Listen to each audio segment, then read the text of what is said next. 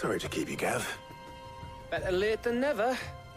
I've had a quick scout about, and I reckon round here's our best bet if we want to grab as much of this Stardust stuff as we can. Don't know what Blackthorn's planning to do with it, though. I asked over in Dalamil, and they seem to think it was worthless. But if Stardust is what Blackthorn wants, Stardust is what he'll get. There's plenty of this stuff lying about, just begging to be bagged. Then let's get bagging, shall we? We shall. Race ya.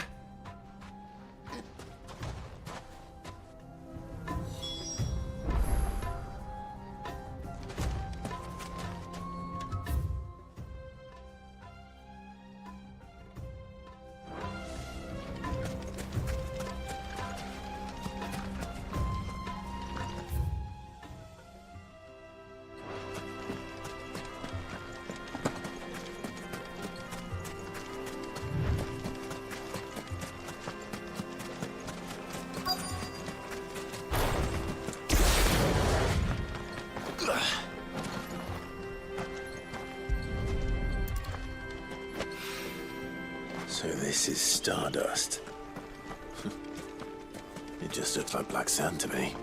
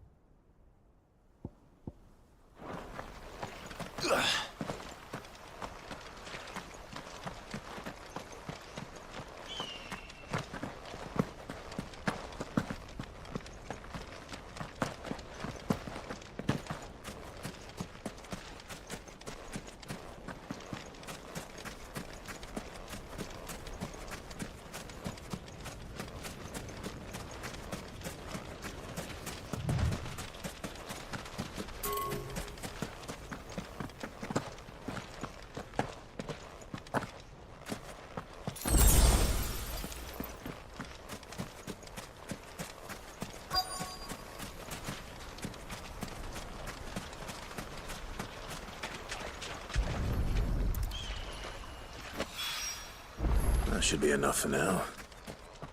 Let's see how Gav's getting on.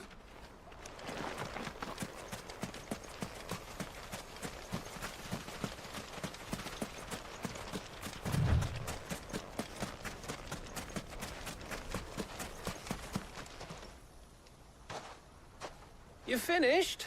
How much did you get? Enough. I hope.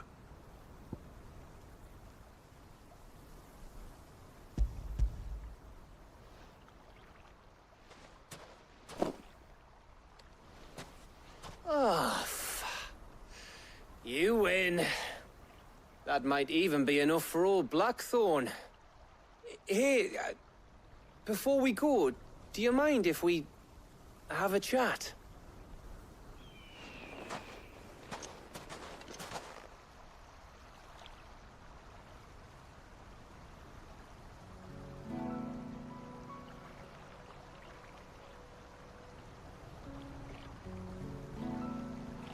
Feels like ages since we had the chance to talk. You know, man to man like. It does, doesn't it? Back when you first took Sid's name, we were talking all the time. Working out what to do in that. There was a lot to work out. And there still is. Those shoulders of yours starting to feel the strain. Hardly ever see you around the hideaway nowadays. Always on some errand or other. You can take a day off, you know.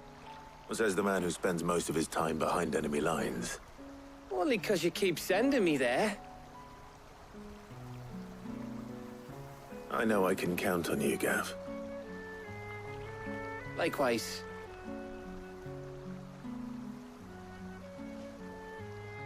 So you keep sending me wherever you need to, and I'll keep going. Safe in the knowledge that I have a home to come back to. Thanks to you.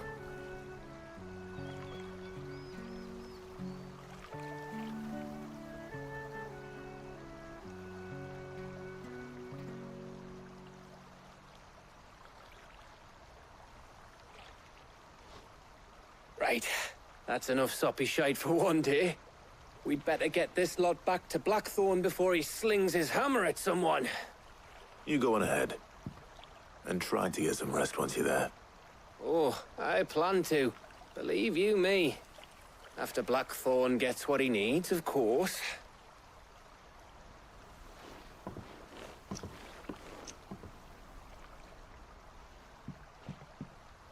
Right. Ready to go home, boy?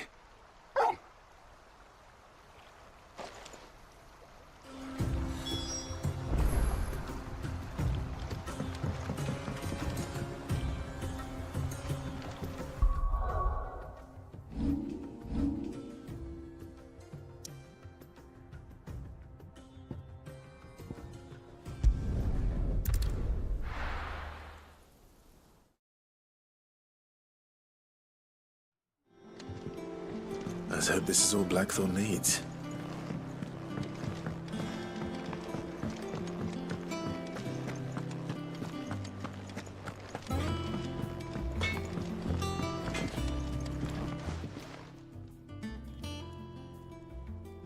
Blackthorn, got everything you need? Yeah. Yeah, I do. Cheers for the Stardust. Should be enough to be getting on with. We should go out on maneuvers together more often. You know, it beats sneaking around on your Todd all the time. I'll make a start on putting this thermal plating together then. It'll take some time, mind. So if you've got other things to be getting on with, I could do without you breathing down my neck. Thank you, Blackthorn. I'll let Mid know construction's underway.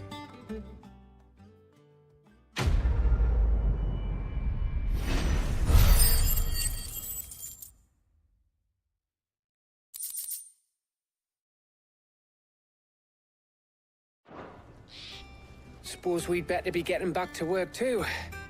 Give us a shout if you need anything.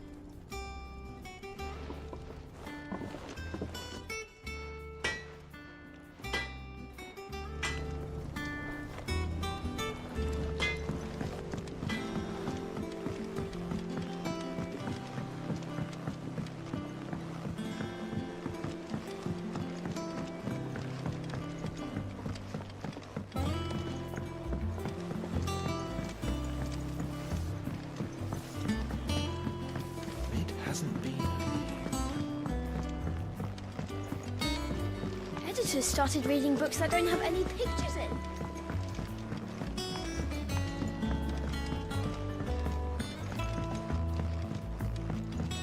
If I don't come up with something soon. You'll be pleased to hear that Blackthorn started work on the plating. Excellent. 1 down, 2 to go. So, what's next? The helm, of course. For this, we'll be repurposing fallen scrap. Salvage from the ruins? I thought that material was all but impossible to work. Ah, but we don't have to. I'm sorry. Just so happens there's one particular ruin that's broken into exactly the right shape and size pieces for what we need. What's the name back there? I'll give you all the details. What's her name? Right.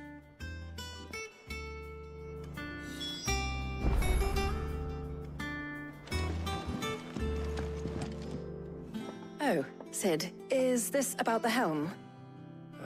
Yes. Mid said I should speak with you. I'll show you the plans then. Here you see the mithril engine, in which mithril is burned to generate heat.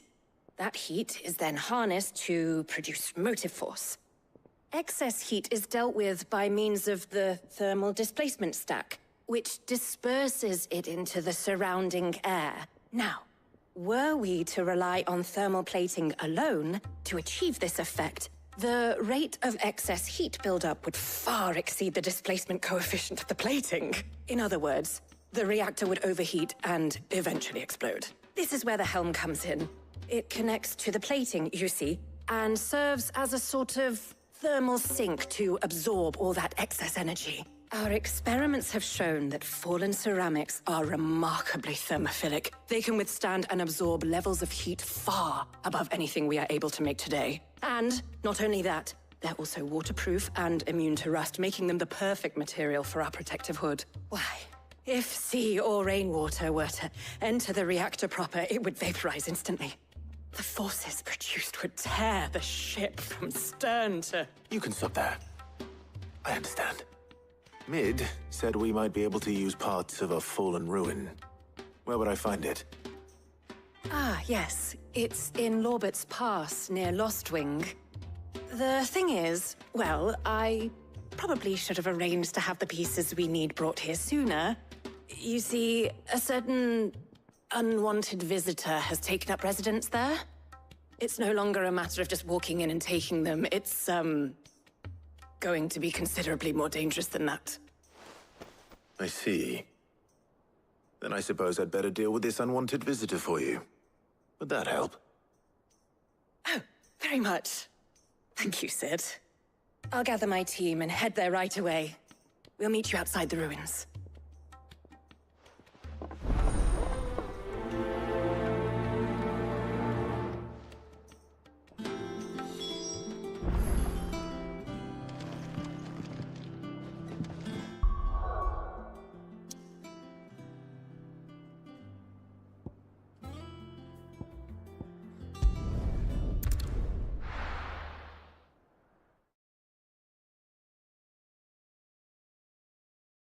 I'll be taking you all to a storehouse in the Bales. Leave anything you don't need behind.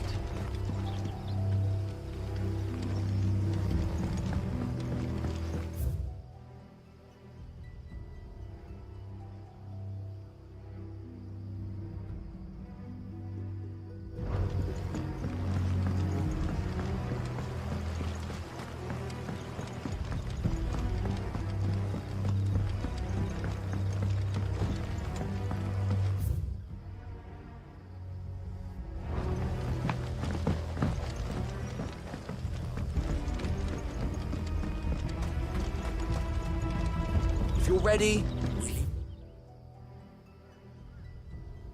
for once.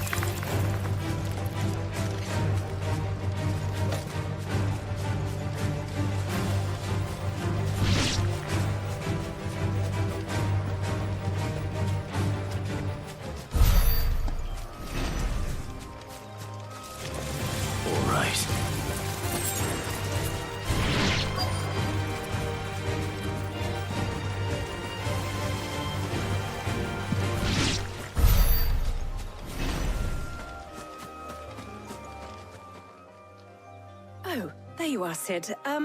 Thanks so much for coming. The, ruins are just over there, as is the creature I told you about, I'd imagine. Would you mind? Of course. I'll be right back.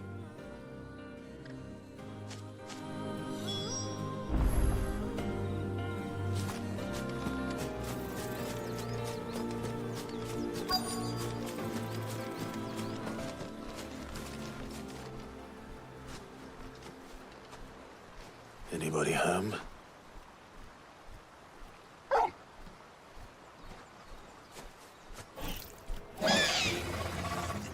This must be our unwanted visitor. Time to go.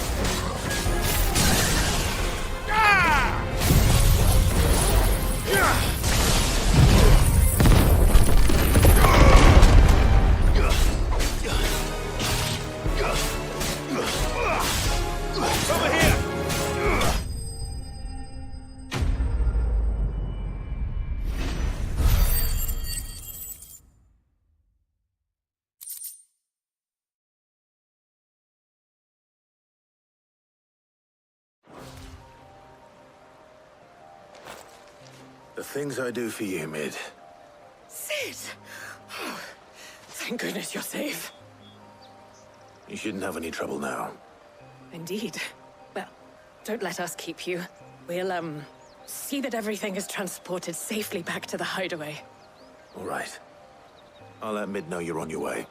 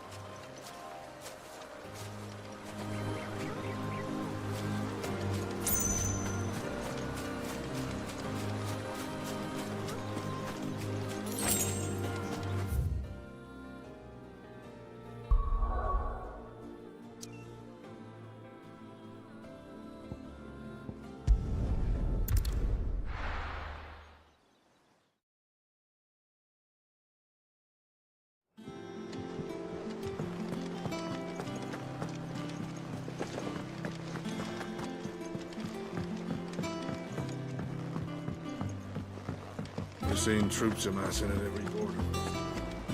No surprises there. Oh, I wasn't expecting you back, sir. All yours.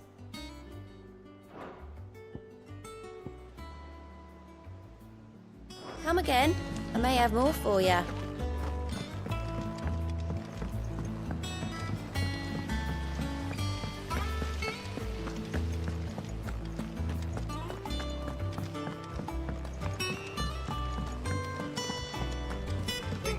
Might need some help. If I don't come up with something soon. Mid. Helena has recovered the material for the helm. She'll be along shortly. Excellent. Another job well done. And just one remaining. Right. Right, the shielding. This one's a bit of a bugger. How so? The plating's enough to stop the engines going pop, but those things will still be spitting out enough fire to set the rest of the ship ablaze. Which is why you need proper shielding. A prison for the dragon's breath that's blazing away inside. I thought a triple thick layer of tempered steel might do it. Or more of the stuff that the Fallen use, but they'd both be too heavy. The helm and the plating are bulky enough as it is. Add any more weight and the whole ship would be at the bottom of the briny before we'd even started. I need something light. But I've racked my brains and I just can't think what would do it. Well, if I were in need of obscure knowledge, I know whose counsel I would seek. Hippocrates. Tomes? Yeah, well, I'd thought of that, obviously. I've got all the details written down here. Can you take this to him, see what he makes of it? Right away.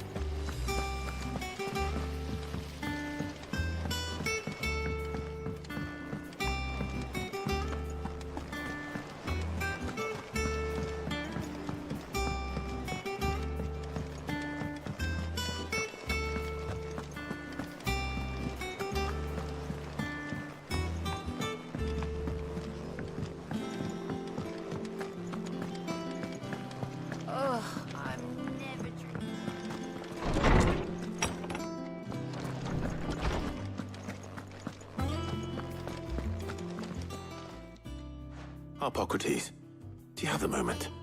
For you, Clive, always. Well, actually, it's for mid this time. Could you take a look at this?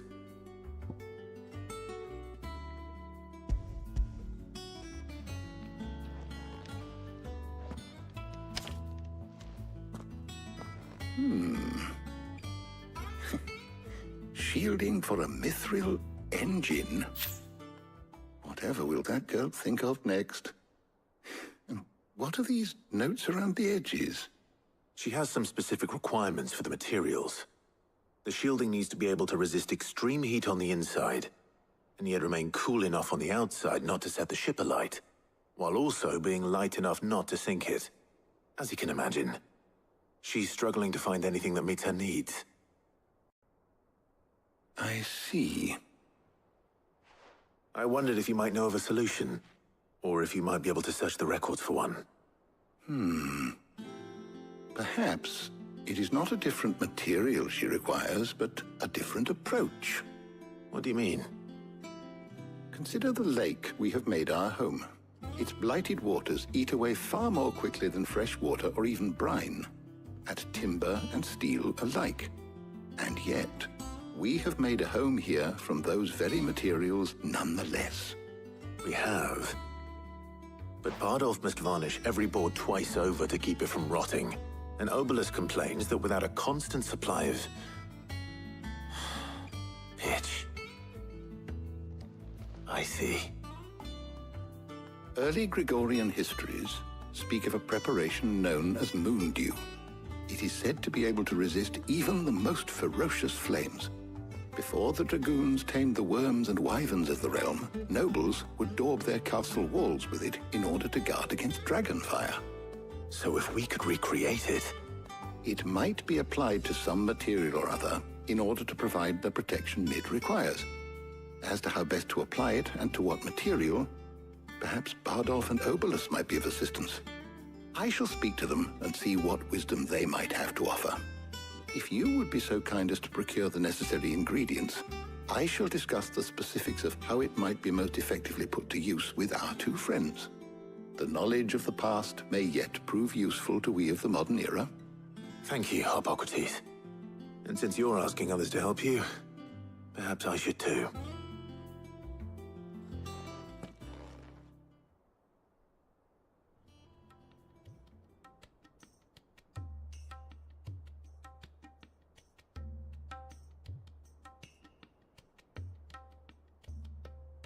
So you need a hand, do you? We do. I'll be heading to market for the ingredients we need. I could do with some help. And some company, too. The other can assist me in researching how best to prepare the shielding itself. Can we count on your aid? Always. Well, if Jill's game. Thank you. I am sure either of these fine young minds would prove indispensable in my research. I leave the decision as to who will go with whom in your capable hands, Clive.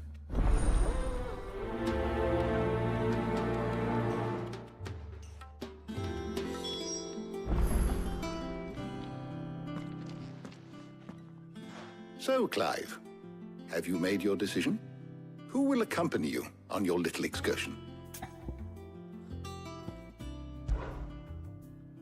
All right. So, what are we fetching? I have taken the liberty of preparing a list. Here. Garlic? Conch shells? Are you sure this is the right list? Looks like the ingredients for someone's supper. Though these items may seem mundane, they have potent effects that are rarely exploited, effects for which they were once highly prized. So much so, in fact, that they were harvested almost to extinction, hence moon dews having fallen from favor. Now, of course, they can be obtained with ease. You should be able to find everything you need at the market in Northreach. Well, isn't that convenient? I was hoping to be able to make a trip over that way sometime soon. Need to speak to an old acquaintance. I'll meet you there. All right. Stay safe. See you later, Clive. Good luck with your research.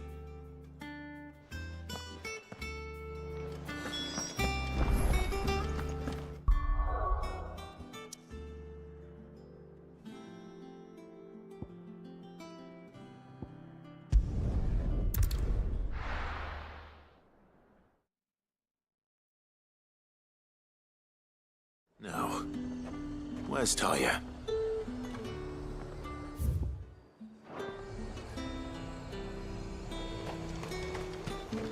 Do you see anything you like?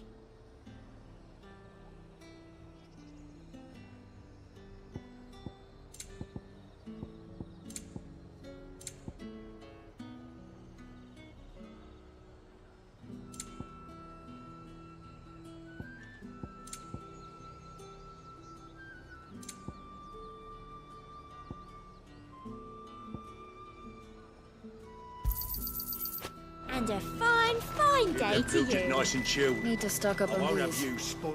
There you are, Taya. Ah, and there you are. We shouldn't have any problems finding what we need in a place like this. But if time is of the essence, perhaps we should split up. Take a few items each. All right. What shall I look for? Let's see now. Why don't you take the garlic and the pepio nuts? Meet me by the gate when you've got them.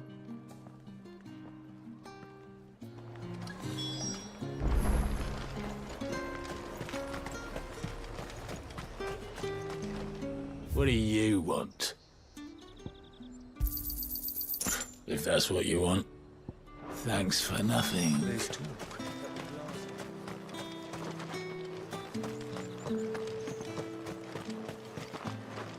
What can I interest you in today? Ah, yes. That should do it. Hopefully Taya's finished too.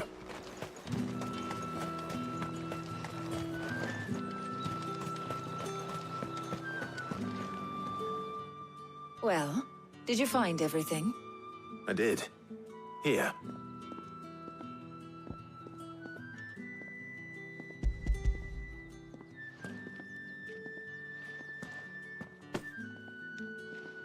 Garlic and pepio nuts. Job done. We should get this back to Tomes then. He'll be waiting.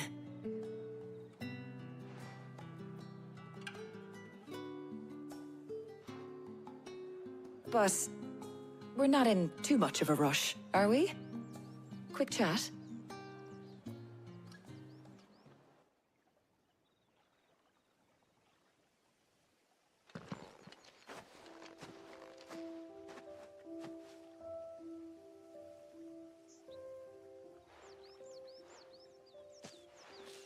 Do you know, I think this is the very first time we've been out on an errand together.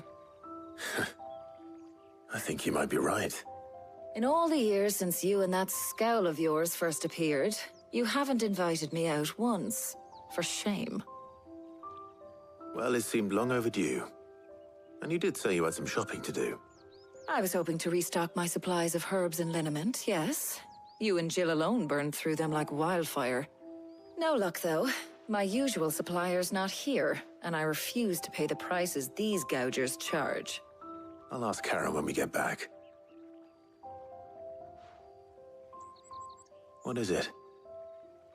Oh, Just memories. I came here with Sid once, shopping for supplies, just like today. And just like today, I came away empty-handed. Sid even said he'd speak to Karen for me when we got back. Has it really been 5 years? I remember it as if it was yesterday. Hold on. Does that mean it's been 5 years since we met? Feels a lot longer. It does. In a good way, of course. Thank you, Tyre. For what? For everything. I just want you to know that all you've done for us, all you still do, it's appreciated. Do you think I'd stick around if I thought it wasn't? But in the spirit of sharing and caring, you're appreciated too, by all of us.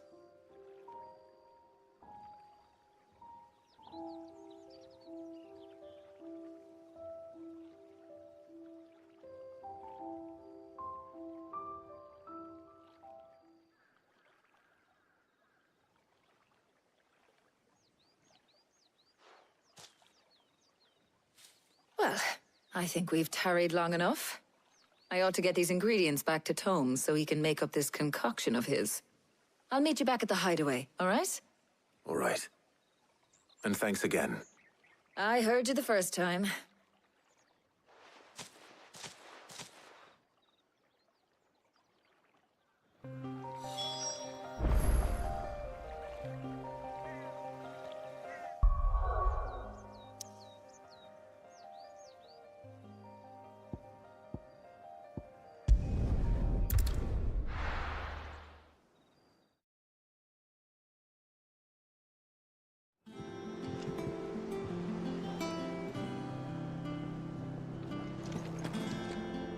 I wonder how Hippocrates is getting on with the moon dew.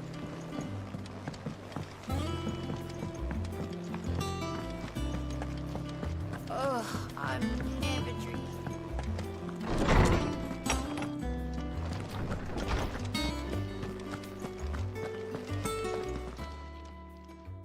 How's work on the shielding progressing, Hippocrates?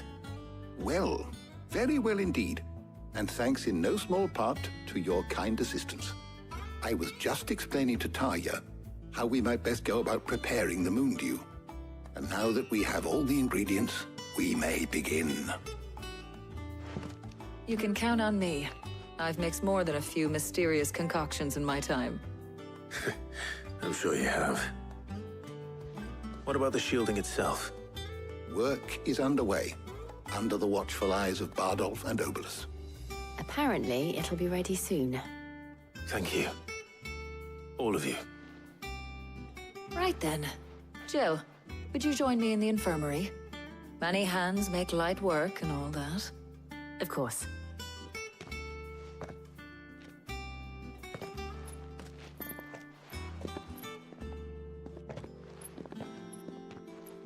Oh, and Clive. It was good to talk. We should do it again sometime. It appears our work here is almost at an end. A shame. I was enjoying playing the man of action for once.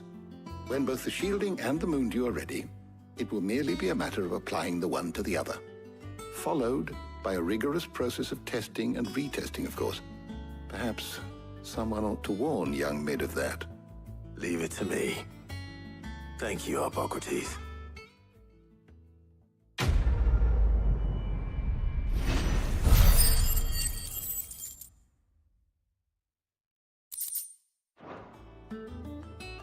Well, I'd better go and give Mid the good news then.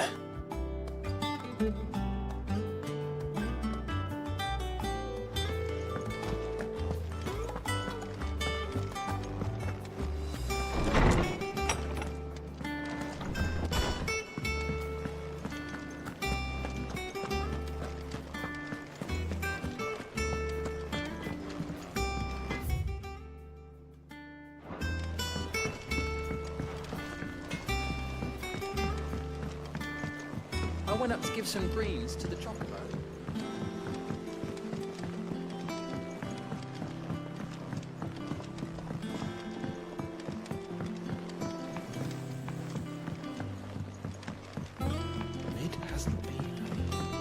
editor started reading books that don't have any pictures in.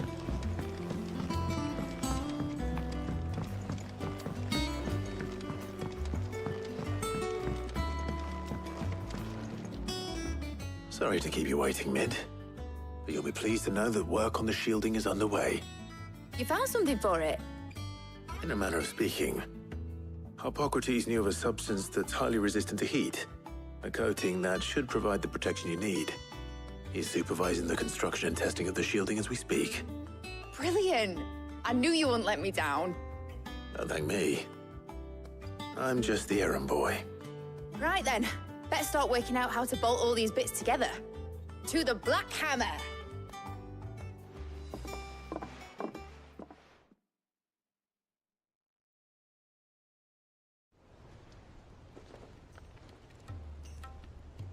You know, when I got into the smithing game, I thought I'd be making swords and shields, not thermal bleeding didgeridoo-dahs. Displacement stacks. Same difference. Whatever you call it, I ain't putting it together in here. It's cramped enough as it is. Let's take this outside. Mid, you get all the parts lined up on the deck. I'll take care of the rest. On my way! Oh, and bring me the biggest hammer you can find. This is gonna require some precision walloping.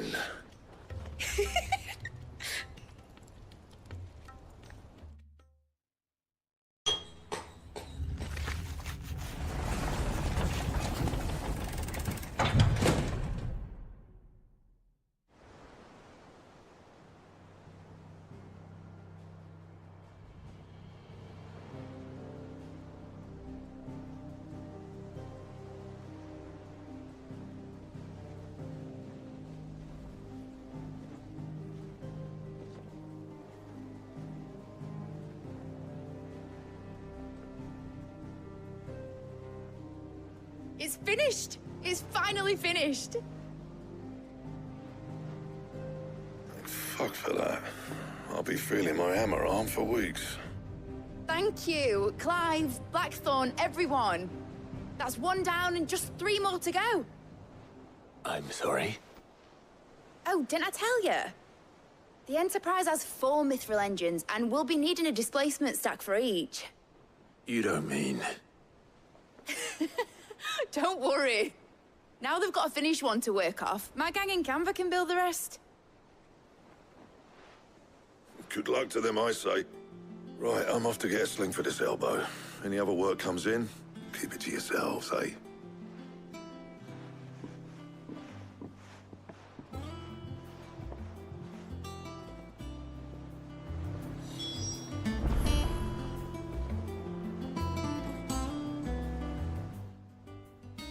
What's the matter?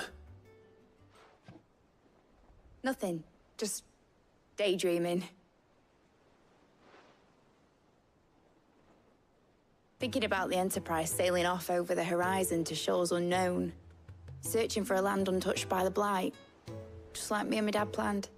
So if the worst came to the worst and every scrap of soil in the Twins turned black, we might still have a chance. That's what she was meant to be. You see, one last chance just in case we needed it. But now she's so close to being finished, I've realized I don't want it to be that. I don't want it to be just a lifeboat for us to cling to if things get desperate. I want people to sail aboard her by choice, not from the lack of it. In a world where we're not just trying to survive, but where we can actually live. I'm working on that. And I'll do everything I can to get you what you want. Don't you always? All right. My mind's made up. As soon as the Enterprise is fit to sail, I'm putting her under your command. Sod our plans, I'm trusting in yours. Are you sure about this? Something tells me it's what my dad would have wanted. He'd be proud of you. You were gonna visit his grave, weren't you? I was. And you can come too, now that your little project is finished. Right. There's just one thing I need to finish up first. Won't be a mo. All right. I'll let Otto know you're coming. Meet us in the mess when you're ready. Aye, aye, Captain.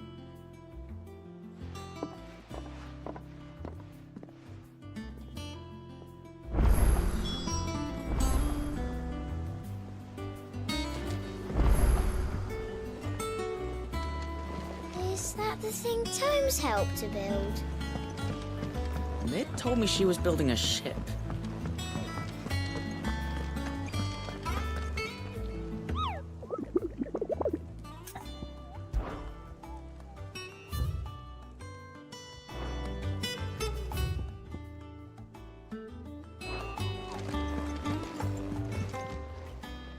How are you doing?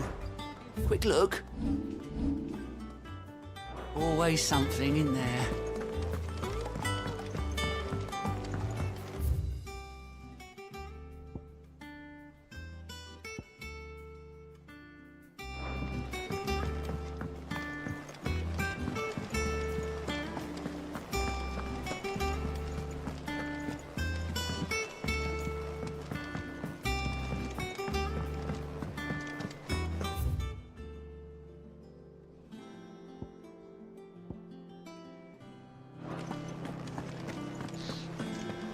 Crack the crystal too.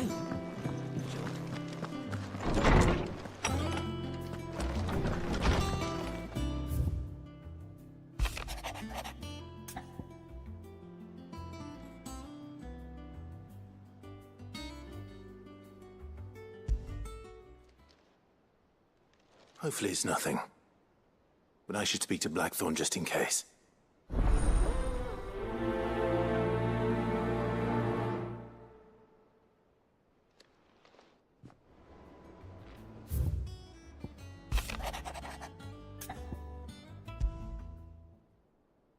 What could be wrong with Torgor?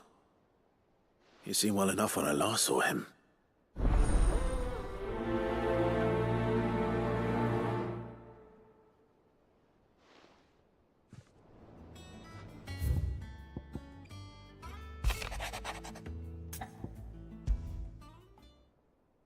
Trouble with the ledgers. Shouldn't he be asking Otto for help?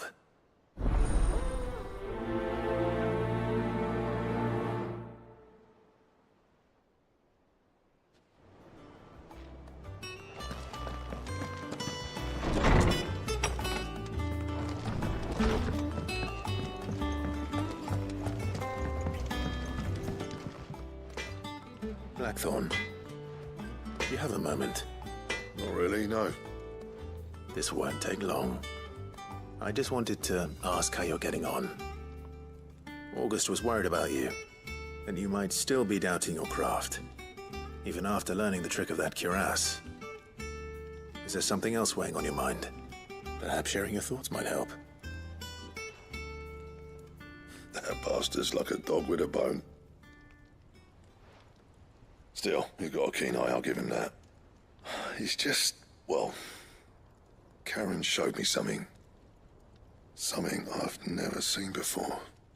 And that was? A sword. An odd-looking thing with a single-edged blade. The metal itself wasn't anything to write home about, but fuck me. The edge on it. You could slice a man clean in two with a weapon like that, and he'd be halfway home before he even realized he'd been cut. So that's what's troubling you? Nah. Not troubling me exactly. More distracting. Can't stop thinking, how do you get an edge that sharp?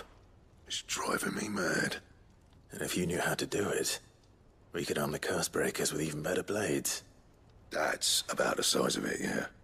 I'll see what I can find out. Sharper swords are always welcome. And we can't have our master blacksmith being distracted. You're a soft touch, you know that. But I can't say I'm not grateful for it. Good luck, eh? Thank you. Let's see what Karen knows about this sword.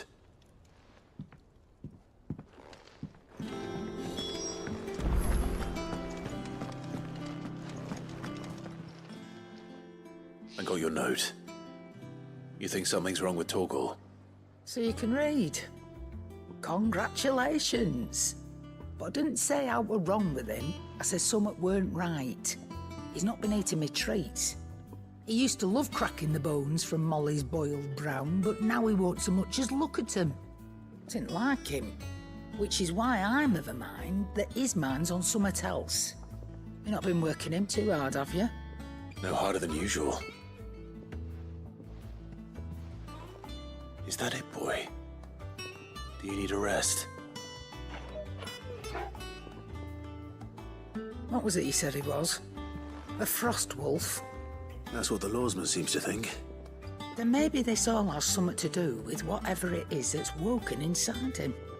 I suppose things have been different since Rosalith. Perhaps Hippocrates knows something. Instead of everything, you mean? Perhaps.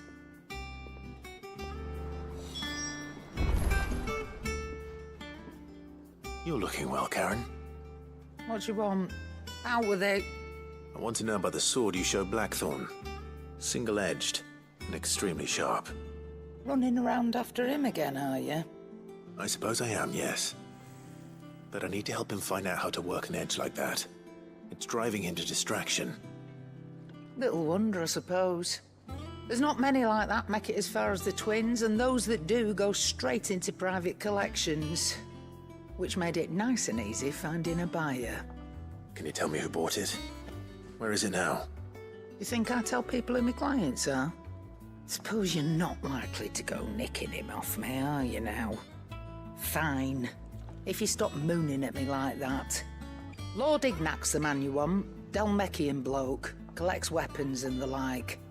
And he's got more money than sense, which is why he's one of my favourite clients. Reckon he'll still be at the inn in Dalamil, where I left him. Thank you, Karen. Oh, and he's a touch eccentric, if you take my meaning. I appreciate the warning.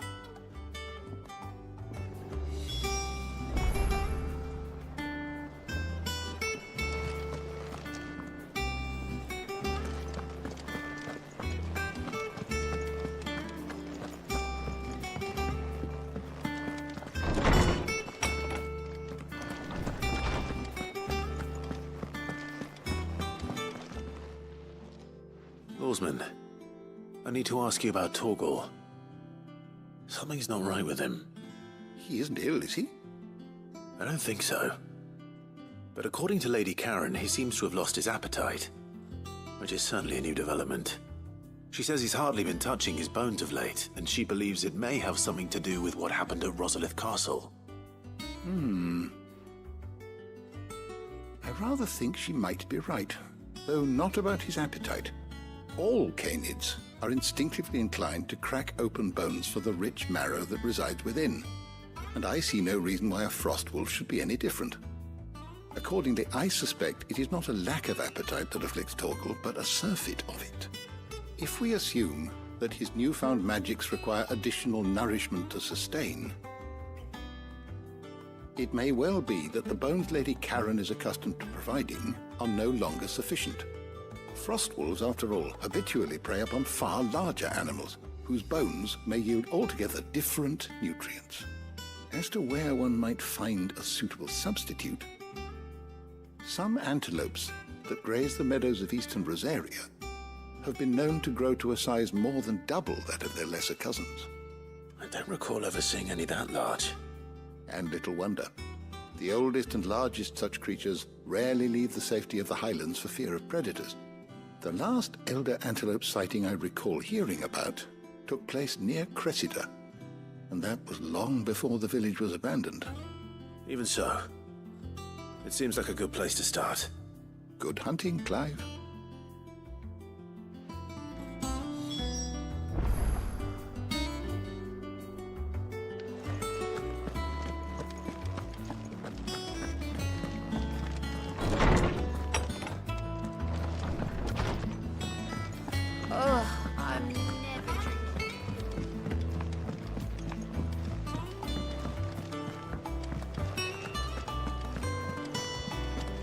Is that the thing Tomes helped? Mid told me she was building a ship.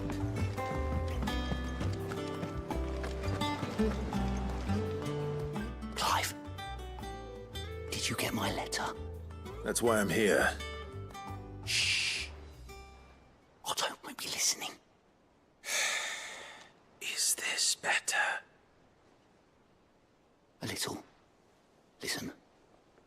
I've some bad news. It turns out the hideaway may be slightly behind in its payment to certain lenders, and it's maybe my fault. But I swear to the goddess, I thought I had the numbers square. Sadly, that square turned out to be more of a circle. 0, you might say. I can straighten it out, I swear, but it's gonna take some time, and I'm gonna need help keeping it from Otto. Bit late for that, I'd say. There you are! What a surprise! So let me get this straight. You forget to pay our lenders what they're due, and instead of coming straight to me, you get Clive to come to you. And I hope he'll dig you out of the hole you've dug for yourself. Clive, the man in charge of the place you've been cheerfully trying to bankrupt. And you thought this was a cunning plan. Why? Well, who needs paying? Oh, just Martha. And the dame. And, well, Lady Karen. But only 500 talents. We owe 3 of our most trusted friends 5 million gil. Each. 5 million each. They lent us the bulk of the money we used to rebuild the hideaway, you see, and, well, I must have made some sort of oversight. Those ledgers were my responsibility, and it was my decision to entrust them to you. This is my fault. Do we have that much to hand? I can always ask my uncle. No, we don't. And no, you won't. We've lightened Lord Rosfield's purse enough. After the king's ransom we had off him, he deserves better than to see our begging bowl. Besides, we'll need to learn to stand on our own if we're gonna make this work. All right. But that doesn't mean you have to shoulder the burden yourself. Is there anything I can do to help? There might be. How'd you fancy taking these to Martha and the dame? Rocks. Rocks, he says. Worth 1,000 talents apiece, these are. A little something Sid and I set aside for when times got lean. And I reckon 15 million in overdue debt probably qualifies. I just hope our associates' eyes are a bit more discerning than yours. I'm sure there will be. Should be me making the rounds, really. But you know how it is with this place. Orders to bark, arses to wipe, and all that. I know. Which is why I don't mind going in your place. Go. Do you know why I only gave Master Clive here 2 star rubies? Because you'd rather Lady Karen killed me. Because I'd rather Lady Karen killed you. Yes. Well, I suppose this is goodbye then. Don't worry. I'm sure Karen will understand. Really? Do you think so? No, I don't.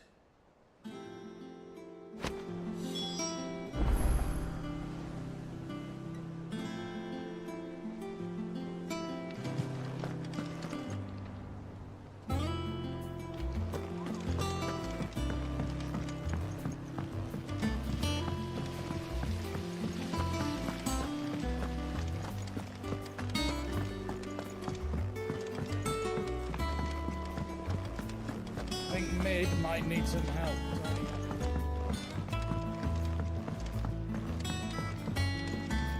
Well, that's it then. Here, Sid. Reckon you might be just the man to help me out of a bit of bother, if you've a mind to. Let's hear it. Well, it's about this alembic the chief's got me making. Lovely bit of kit it is. Bung a solution you want splitting, and it will separate it out, just like that. Problem is, it won't always get rid of all the impurities. And with some of the stuff we need it for, that ain't good enough. Which is why I've been looking for something to filter the liquid we'll be cooking off. And that's where I was hoping you could help me out. I imagine Tyre could get some use out of this alembic too. Distilling medicines and the like. All right. Why not?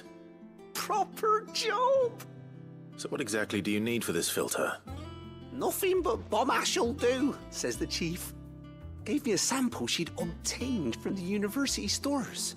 Couldn't believe my eyes. You pour the blackest blight water through it, and it comes out clear as a mountain stream. So, I did a bit of reading about where I might be able to get hold of some. And do you know what I found out? It's only the blimmin' bones of a bomb king. They leave them behind when they die, see? I take it that's where I come in. If you wouldn't mind. I saw a billet on the hunt board for one just the other day. Would have gone myself, but, well, fighting dirty great balls of flame ain't exactly my forte. You, on the other hand... All right. I'll see what I can do. Thank you kindly. And good hunting, eh?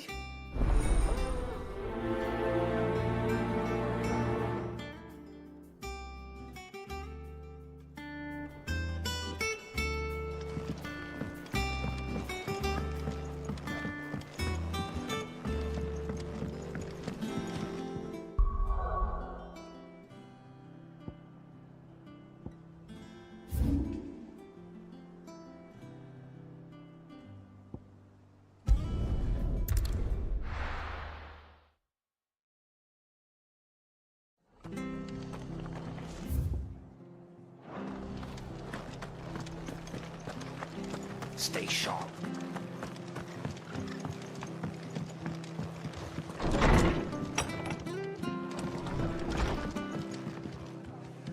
Clive, we weren't expecting you. I wasn't expecting to be here, but it seems we still owe you a considerable amount of coin for your help with our rebuilding efforts. And though I doubt it's what you were expecting, we were hoping you'd take this as payment.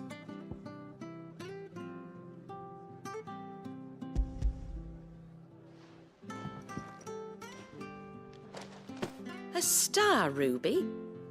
I can't accept this. It's worth at least twice what you owe me.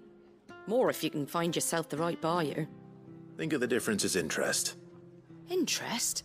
If word got out I charged that much, no one would ever borrow from me again. Anyway, why are you the one here asking me about this? I'd have expected Otto. Bit much sending the Lord Marquis out to settle your debts, isn't it? The old goat working himself to death again. Something like that. Most days I think he's the only reason the hideaway's still standing. Same as always, eh? Back when the place was nothing but a twinkle in the eye of a recently retired Lord Commander, word is he was the first one Sid reached out to. Probably knew that without his strong arm and level head, the idea would never get off the ground. Sid may have been the face of the hideaway, but Otto's always been the backbone. And when Sid passed away, we were all worried that would be the end of it. That Otto would just give up. His death was hard on everyone. But it must have hit Otto hardest of all. But he didn't give up, did he? Quite the opposite, in fact. If I recall, he was the one who nominated you as Sid's replacement, and rallied the rest around you. I reckon what he saw in Sid, he saw in you too. And don't we all? Doesn't hurt that you're half as stubborn and twice as handsome, neither. That, and you keep good company. I suppose I do.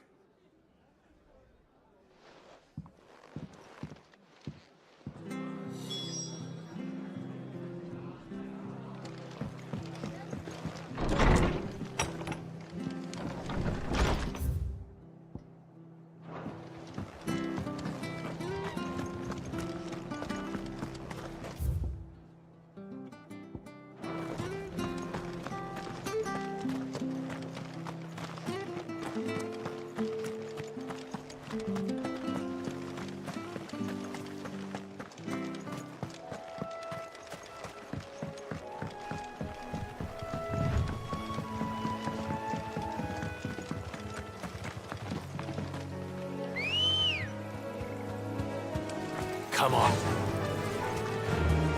Yeah!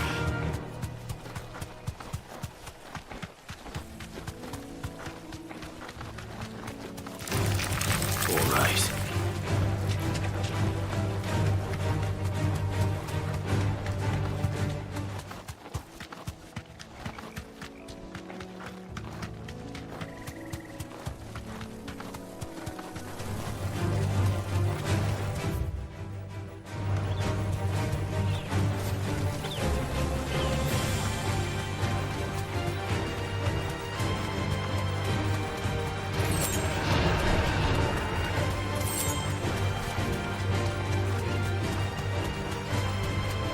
Certainly quiet. If I were a giant antelope, it would seem like just the place.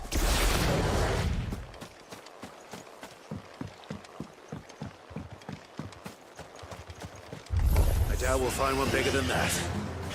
Hungry, Torgal?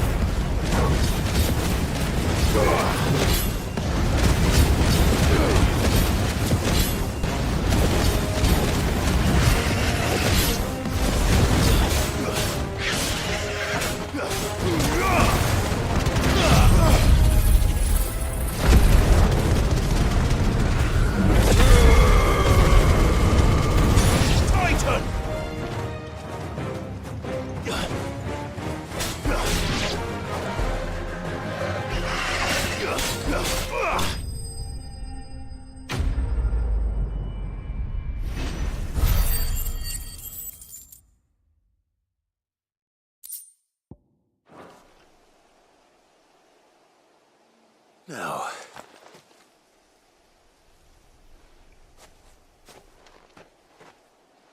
will it be enough, I wonder?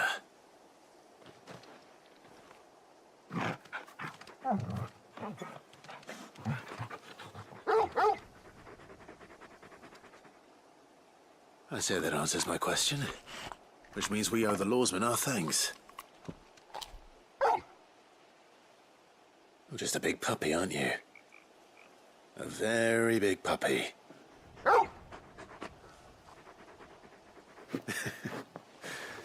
You do know you can take that with you, Torgal. Lady Karen will be relieved to hear you got your appetite back. Come on, boy.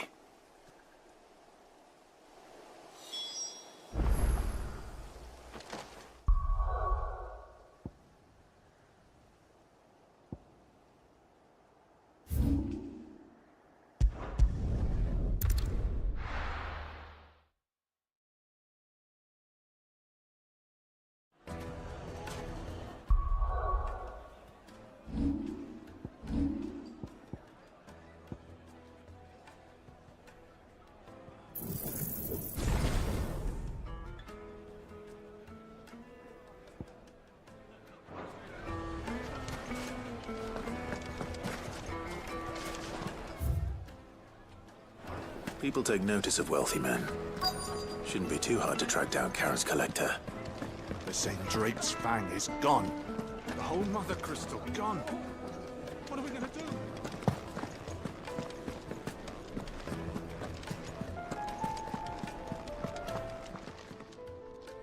My reputation will be ruined! Ruined! Calm yourself, Lord Ignac, I beg of you, before you do yourself a mischief. Pardon the intrusion, but... Out! Get out! I paid for these rooms so I wouldn't be disturbed. Leave me be! Please, allow me to apologize. His lordship is going through a difficult time, and he's never been fond of guests arriving unannounced. Radim! Get rid of the filthy oaf this instant! Very good, Lord Ignac. Would you mind stepping outside for a moment?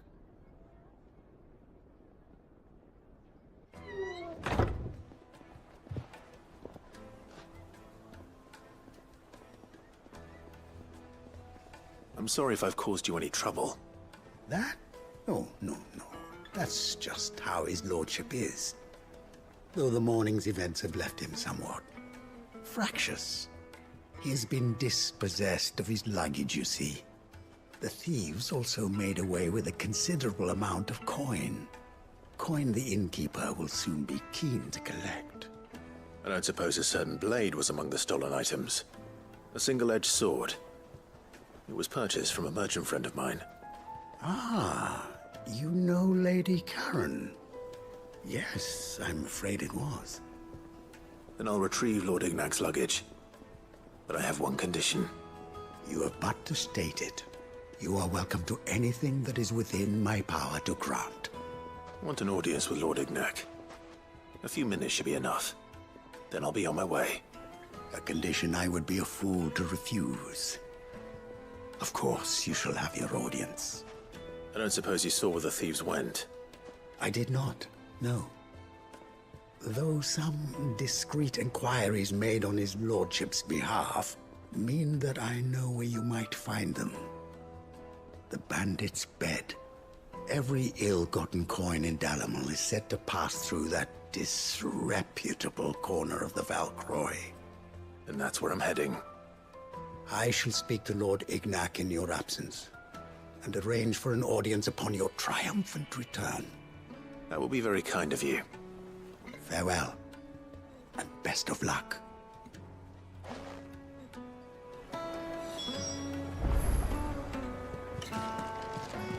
I would have seen to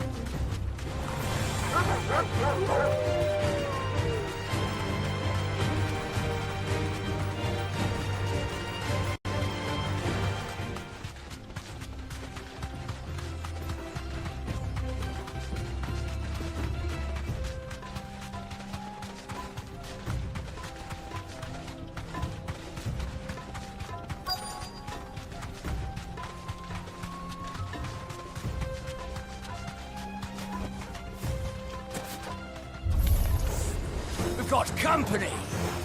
Come on, lads, let's tear the bastard's head off!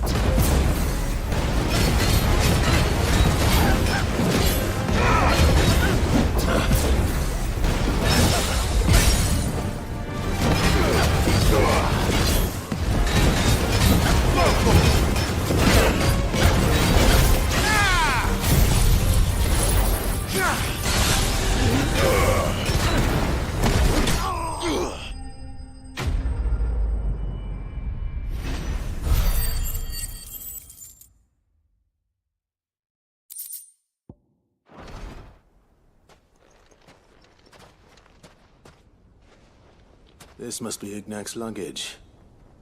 Nothing seems to be damaged. All right. Let's get it back to Dalamel.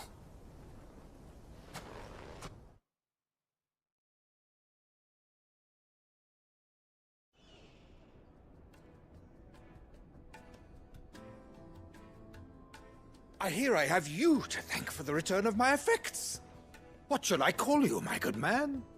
Wyvern. Glad to make your acquaintance. A formidable name indeed. Well, Wyvern, I appear to be in your debt. Redeem here tells me you wished for an audience. Is that all? A few moments of your time should suffice, yes. You're a peculiar fellow, Wyvern. All right, speak. Master Wyvern was wondering if you could tell him about a certain single-edged sword you recently acquired. Oh, a true work of art, that one. Karen drove me hard on the price, but I would have sold her Radim here to get my hands on that sword. It was made in the Outer Isles, far beyond the Twins, and is used exclusively by the practitioners of a unique school of swordsmanship. They believe no combat should ever exceed a single strike, and hone their blades to such perfection that none ever does. Each sword is made for that one perfect stroke, and for that stroke only. They crack upon a second blow. There's a brutal sort of beauty to it, really. But how do they hone such an edge? Fine question. Why, they use a whetstone, of course. Whetstones, rather. A whole array of them, ranging from the coarse to the fine. 10,000 licks with the sharpening stone, then 10,000 more. But it is the final stone which lends the blade its legendary sharpness. A mineral quite foreign to this great realm of ours. And that is the key. The secret ingredient. Wyvern, it occurs to me that my little lecture is hardly equal to services rendered. Take this, together with my regards. The very stone of which I spoke, far rarer among collectors than even the blade itself, and a far more fitting payment. Thank you. Pardon the intrusion, my lordship.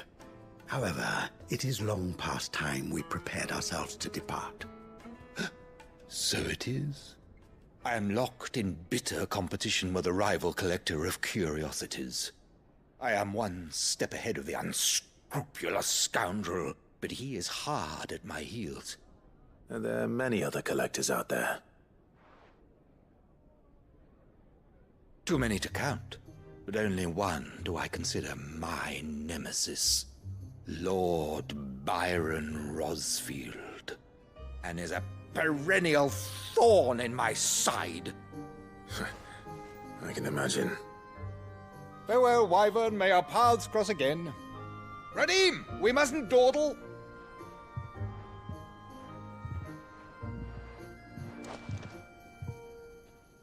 I think his lordship is rather taken with you, Master Wyvern.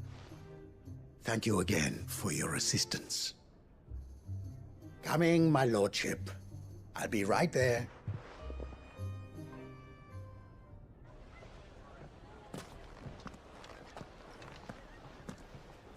Trust Uncle Byron to find such an interesting rival. Now, let's see what Blackthorn makes of this whetstone, shall we?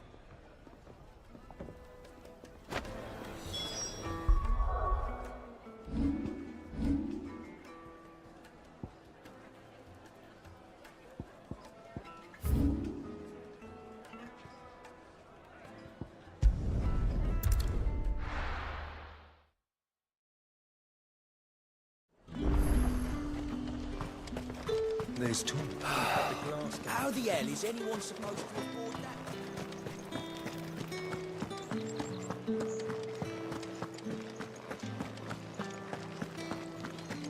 Did you hear?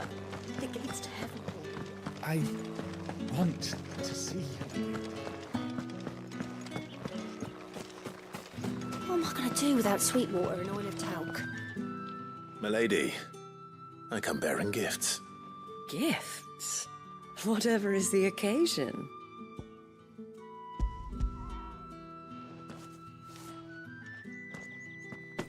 Oh my. Clive, you really have outdone yourself. Otto asked me to give it to you. To settle the Hideaway's debt with the Veil. And to compensate you for the time it took us to do so. You disappoint me, Clive. I thought you might finally be warming to me. Tell Otto he can keep his baubles. I tried to tell him as much the first time around. The man owes me nothing, nor does the hideaway. My contribution to the restoration effort was made freely and willingly. It was the least I could do. You once told me Sid did you a kindness. I'd like to do the same. Please, accept it. For my sake. And for Otto's. For all of us. For all you've done. It is rather fetching, isn't it? Very well. Otto is lucky to have you, Clive. I doubt anything could ever replace his son. But you and the others at the hideaway are the closest thing he has to family. Otto had a son. Long ago, yes. Sid told me Otto lost him when he was just a boy, and blamed himself for not being able to stop it. I don't know how it happened, whether there was anything he could have done, but it was clear that it weighed heavily on him. I didn't know. How could you have?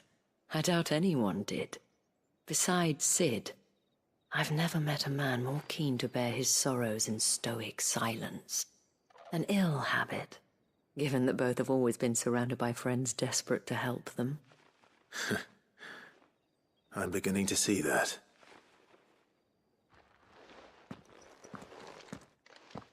Go will want to know the stones were delivered. If he's still with us.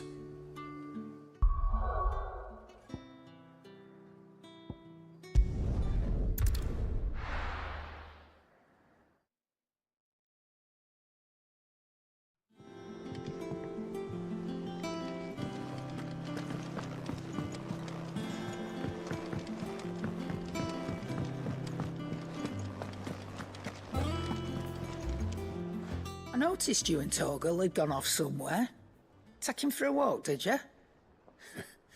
You could say that.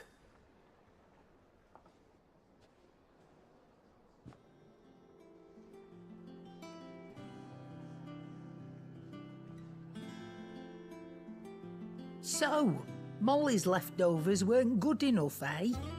That'll teach me for treating you like you're still a pup. All right, no need to shout. Now we know what you're after, I can see about getting some in. Speaking of which, I brought one for later. Can I leave it with you?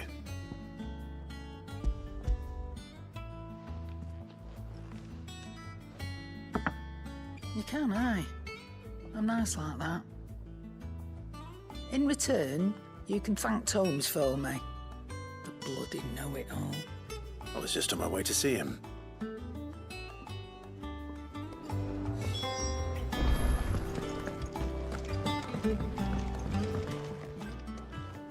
Sorry for the wait, but hopefully you'll agree it was worth it. You learned something about that sword, then? I did better than that.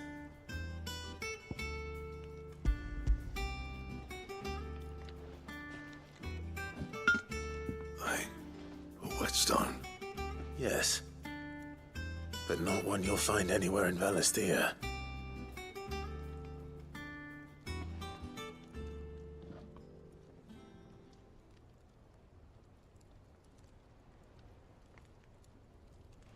No wonder I couldn't get the same finish on the grinding wheel.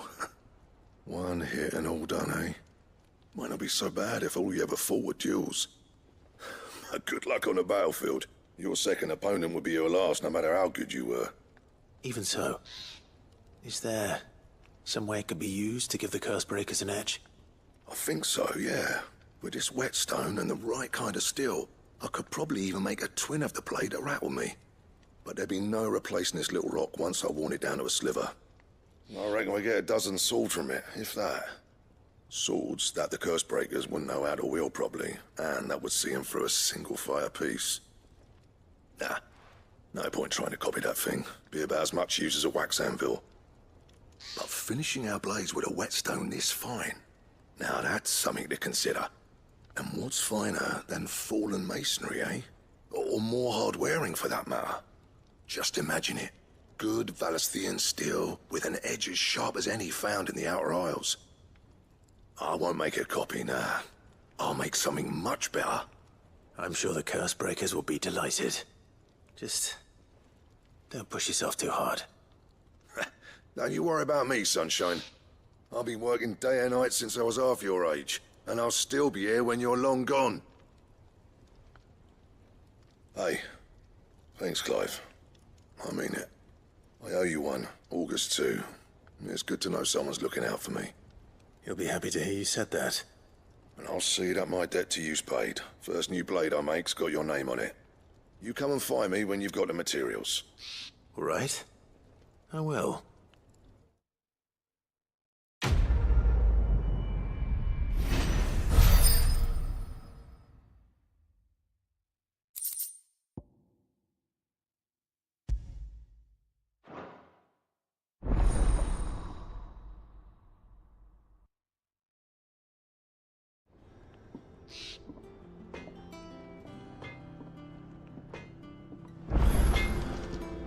What do you need? What do you want?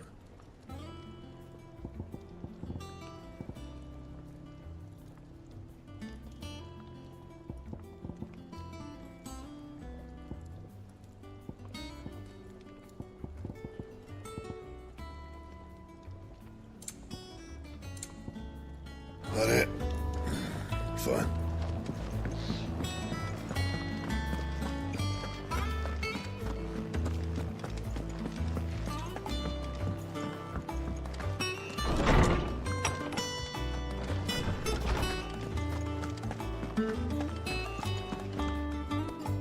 Ah, Clive.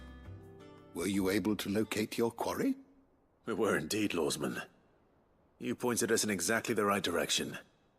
And Torgal's been a very happy hound ever since. Very good, very good.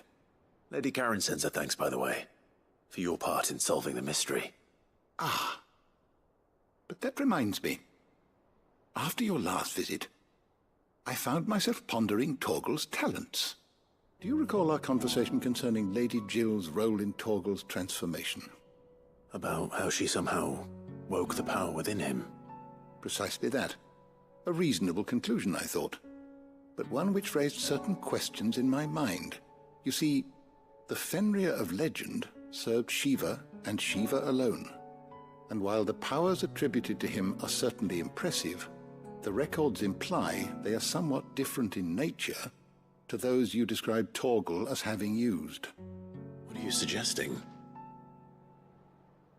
That Torgal may be the beneficiary of more than one icon's power. Consider that in addition to Lady Jill, he has served as a loyal companion to you, your brother, and even the late Sid. In short, the icons hitherto near at hand, or should I say at paw, have been diverse and plenty, and that number has only grown as the realm's dominance have fallen to your sword. One can but speculate as to how all of this has affected Torgal. He has seemed more fierce of late. And if I am not mistaken, he will grow fiercer still. We are fortunate indeed to be able to count him amongst our allies and not our adversaries. Oh, he's more than an ally. He's a friend.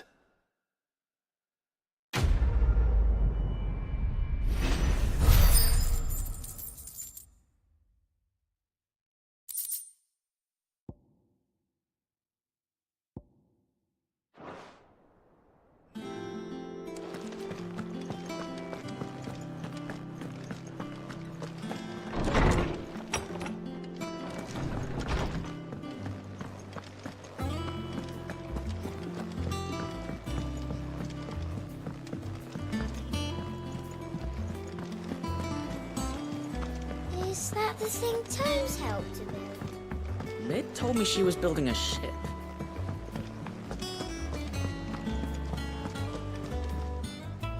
Goat. Still alive, I see. So Lady Karen accepted the ruby. Ah, about that. I tried my best. but she was just too stubborn to take it. She threw it right back in my face, in fact, and told me I could stick my stupid stone where the sun don't shine. Karen refused payment. I hope it wasn't something I said. I'm sure you were as tactful as ever. Let me see what I can do. Oh, wonderful. I hope you have better luck than I did.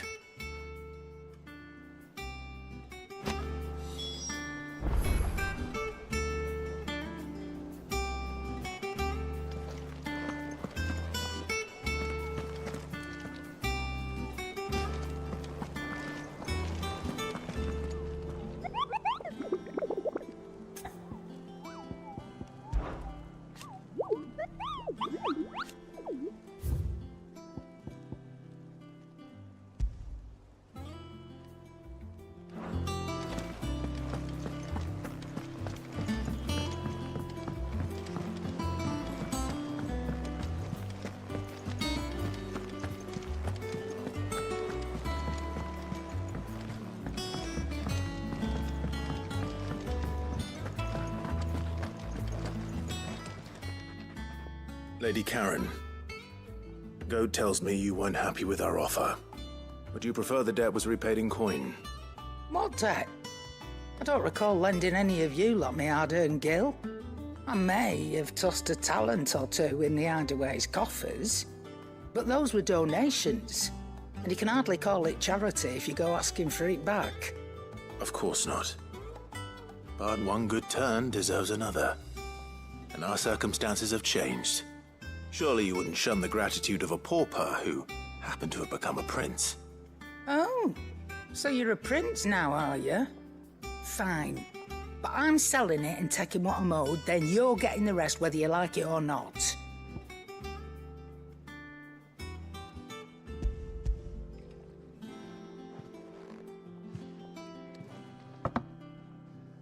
Where'd you even get this? A decent trader might nab 1,000 talents for a star ruby. A canny one, meanwhile, might claim it were nicked from the belt of Sid the Outlaw himself and ask twice as much. Might be I already have a buyer in mind. Might be you even know her. A fine continental maid whose beauty's only eclipsed by a guile in commerce. You wouldn't mind, would you? Not at all. Just be sure to tell her that it's always a pleasure doing business.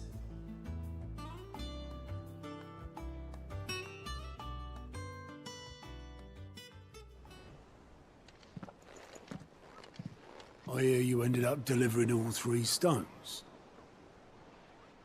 Thanks to this lump.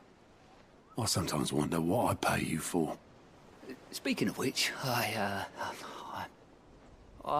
still haven't been paid last month's wages.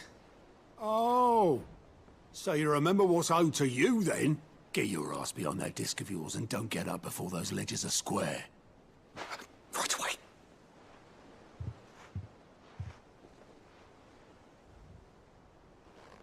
I've seen that before. Yeah. Plenty of times. It was the only goblet Sid ever used. Either out of habit, or because the filthy soul couldn't be bothered to find a clean one. I knew so little about him. Like most people. Martha and the Dame both seem to have fond memories of him. I bet they do. How long did you know Sid before he... Before he died. 20 summers, give or take. Back in the day, I was a purser on a trade ship, which is where I met him. He bought passage to... oh, forget where. But having nothing better to do on the long nights, we set up drinking island rum till the morning bell dragged me back to my duties. Quit my post not long after that. On account of making a fine maiden's belly fat. But me and Sid stayed close, promising we'd one day sail the seas again. That was before fate stepped in and said she was having none of it. The magic woke inside my son soon after his first name day, and there was no hiding his knack. Couldn't you and your family have... My family? were the ones who summoned the constable. Wanted the monster taken away. I couldn't turn my back on him. Forget what I felt, and I couldn't for the life of me understand how they could. Luckily, Sid was of the same mind as me. It was him who stood beside me when all I wanted was to tear the whole world down. Him who cried for me when I had no tears left of my own. Him who swore he'd do everything he could to stop it from happening again. And he was true to his word, too. Left the Royal Army once and for all. His ranks, his ribbons, gone. Just like that. Threw away everything he had. All to right a wrong that no one else had the courage to face. I knew then I'd follow that man to the ends of the earth.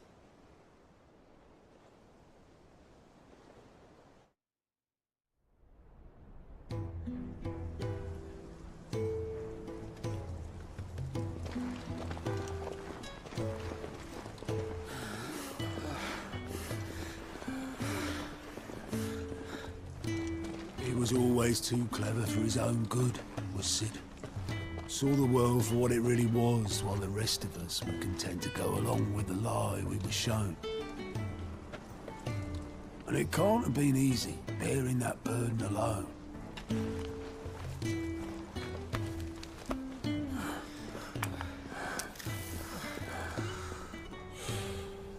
But he didn't let it stop him.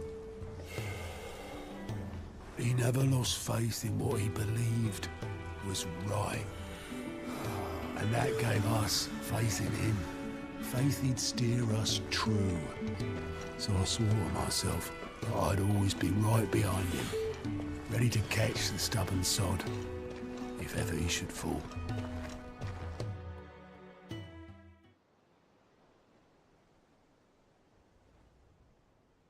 But I couldn't even do that.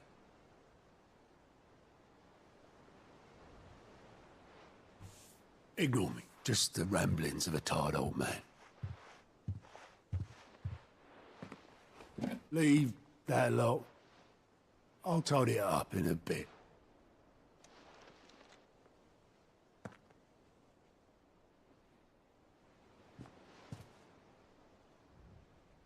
This is Sid's handwriting.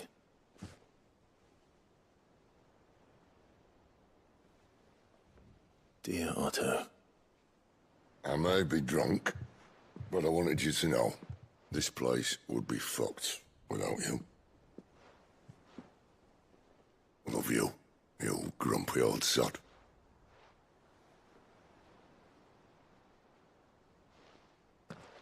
This note. Hmm? What about it? Sid was right. Without you, we'd all be lost.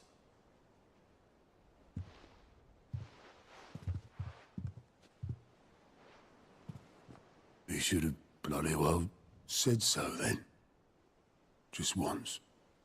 Before he went. But then, why would he? Him, or anyone? I'd only have told him to piss off.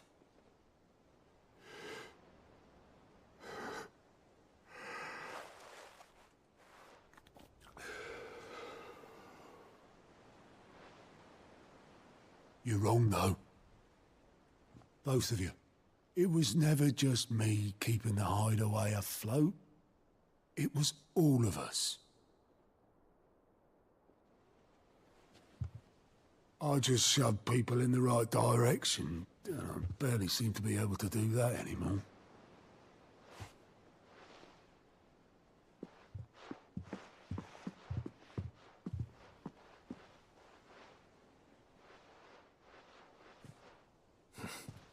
Would you rather goat were at the helm?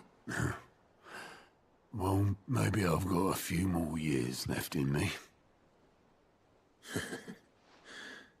I'm going to hold you to that, Otto.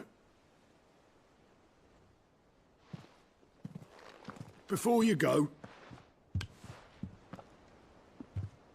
Sid would have wanted you to have this. But that's... This'll do me just fine.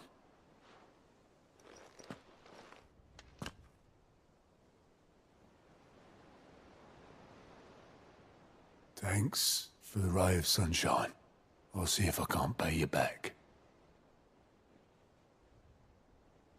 Already have.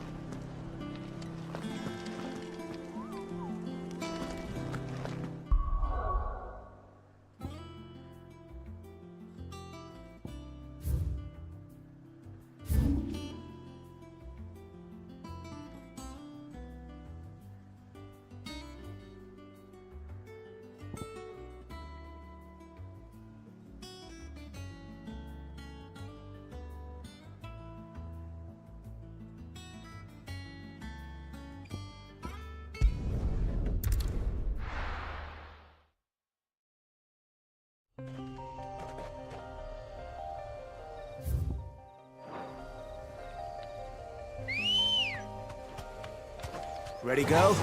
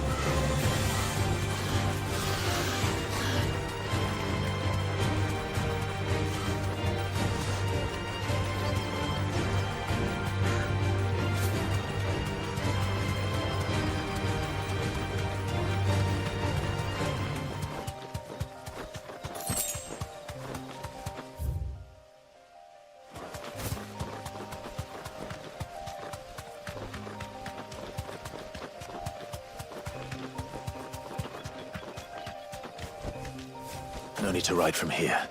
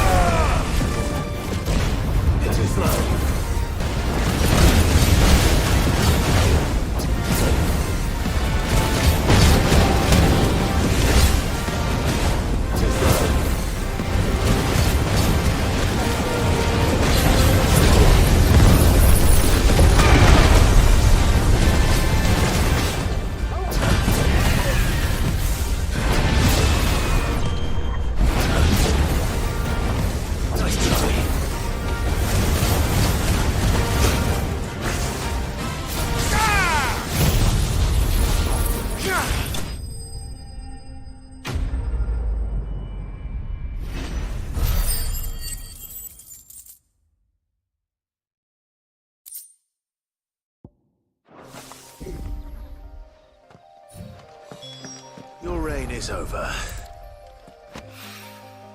This looks like the stuff. Let's see if there's any more.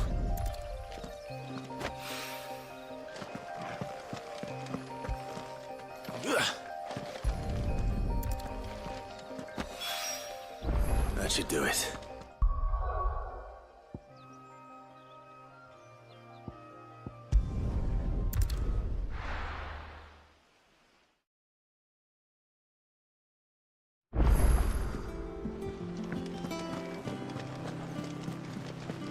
Is that the thing Tomes helped with? Mid told me she was building a ship.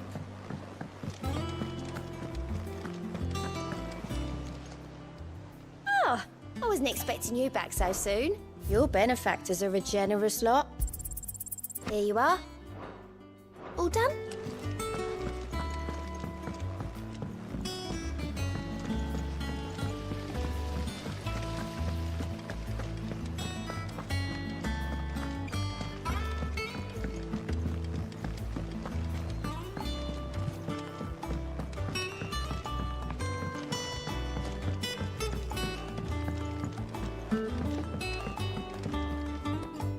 All right there, Sid?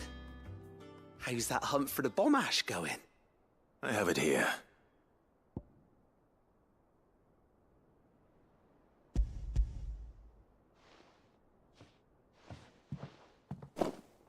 That's the stuff. And plenty of it, too. Enough to keep the alembic bubbling away for a good old while. You're a gent, Sid. Let nothing say otherwise. Right then. Let's get this contraption up and running.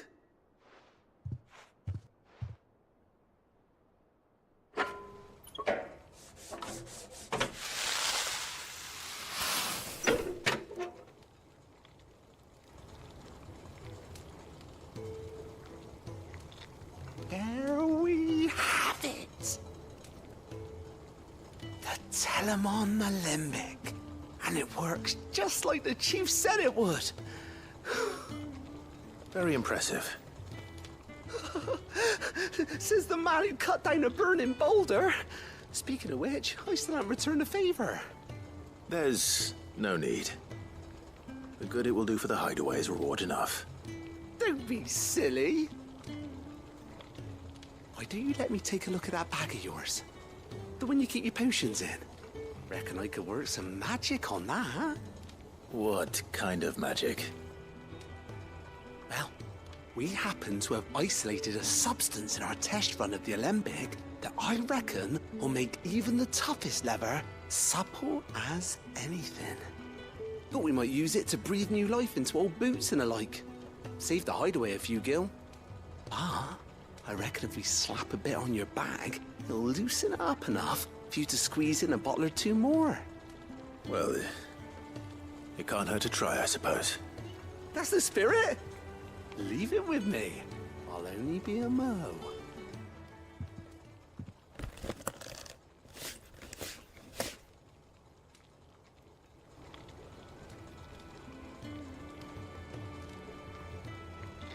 Well, what do you reckon?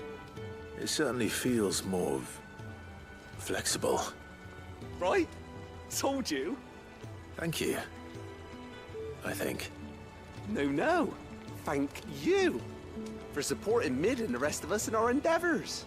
Without you, we'd never have been able to discover wonders like that stuff I rubbed on your bag. And I'm telling you, there's plenty more where that came from.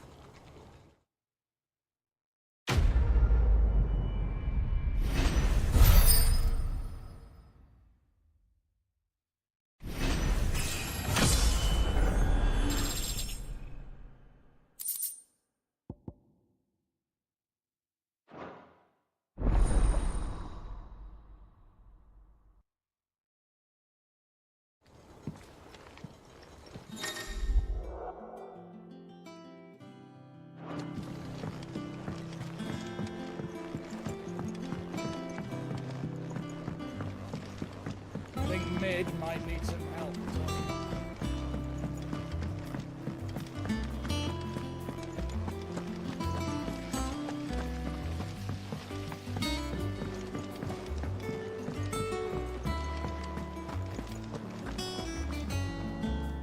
Right, Clive. Asterix. Mid finished sending half the hideaway traipsing across the twins, has she? I swear, that girl'd do anything to put off visiting her old dad's grave. No excuses now, though, eh? Not quite. She said there was one final thing she had to take care of. I'm sure she'll be finished soon enough. She said that? In those words? She did, yes. Clive? Were you born yesterday or something? There is no thing. She'll probably be halfway to Canva by now. Mid. I might still be able to catch her.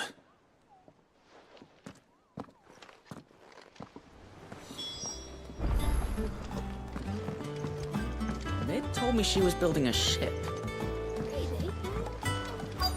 Is that the thing Tomes helped with? Obelus, have you seen Mid? Yep. In a boat, going that way. Then I'm too late. You in a hurry at all, are you? Oh, I offered to take her across, but she wouldn't wait. Just paid for a dinghy and rowed off. Oars going like the clappers. Got some life in her, ain't she? But anyway, I was on my way up to see you, as it happens. Got a letter for you. Urgent, by the sound of it. One of your uncle's men said I was to hand it to you in person, post-bleeding haste. And you're here now. Thank you, Obelus. Don't mention it. What tidings, Uncle?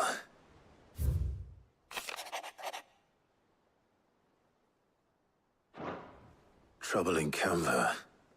Well, I'll need someone to keep an eye on Mid.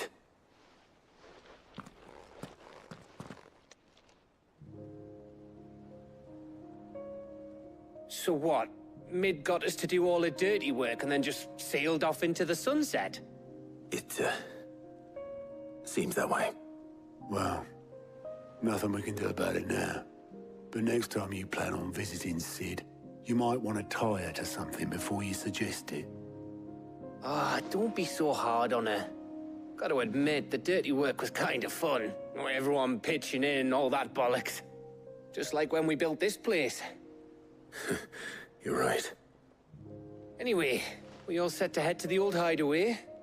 I could do with getting to Canva pretty sharpish. Wouldn't do to keep Lord Rosfield of the Seven High Houses waiting now, would it? Not after he asked for me personally. Gav will be leaving with me. Will you mind the place while we're gone? You can count on me. Just be sure to give Sid and the others my regards. All right. Oh, by the way, Jill will be joining us too. She's got some things to take care of, but she'll meet us there. I hope she's telling the truth at least.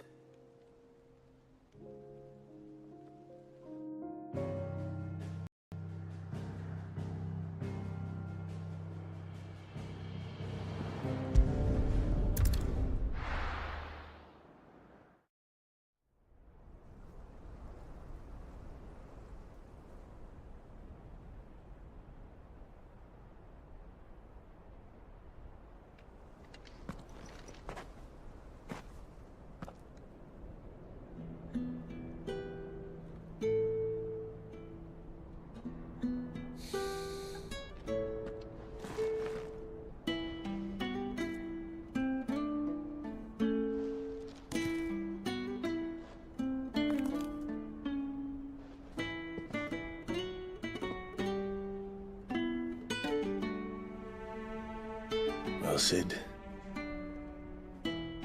I remember what you told me. That if no one is listening to what you have to say, you may as well not say it.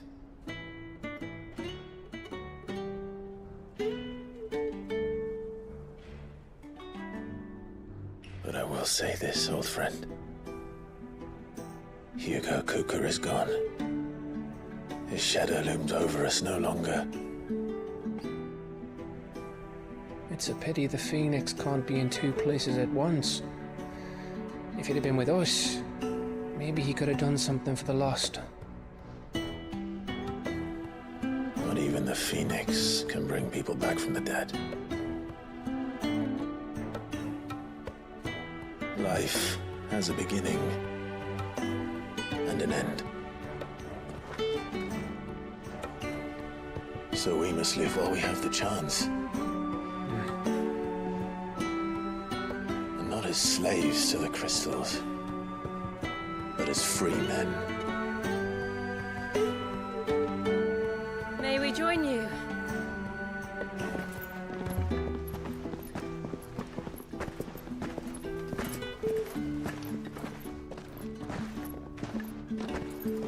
Lady Karen, what a pleasant surprise.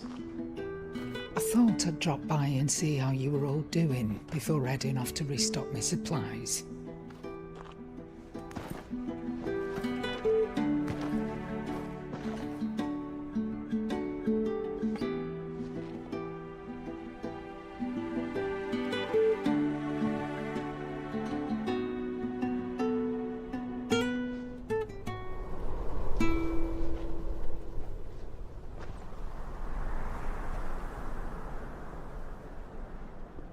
It wasn't the most scenic view back then, but it were never as bad as this.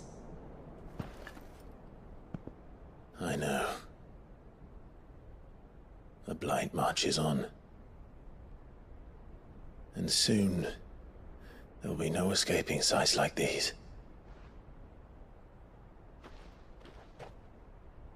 So our mission remains unchanged. We cannot stop until every Mother Crystal is gone, and their thirst for ether with them. The only one that remains in Storm is Drake's Tail in the Crystalline Dominion. Our next target. We're going to Twinside. It's the capital of the Empire these days. I wouldn't like to think how tightly guarded they've got the place. Not that that'll stop you, but we do well to scout it out before you go charging in. We would indeed. If you're off to the Dominion, you can take this great lump with you. Goods. Oh, I am sorry. Have you forgotten you're the most wanted man in the Twins? I thought you might like to disguise yourselves as the attendants of a travelling trader, assuming you've no better ideas. You wanted to buy yourself some tools, didn't you? Well, now's your chance. You're letting me go? With them? Oh, thanks, Nan!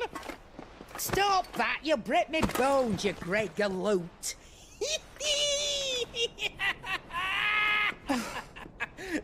There's a caravan that runs back and forth between the Dominion and the Bocklad markets. It's managed by the Merchants Guild. Just show them Goots' traders pass and you'll be on your way. It'll be a damn sight less risky than footing it the length of the Crystal Road. That's for sure. Thank you, Karen. And glad to have you with us, Goots. Okay then. I'll get me things and I'll meet yous there. See yous down in Bocklad. Get off! Me poor fingers! Jill, you're with me. Understood.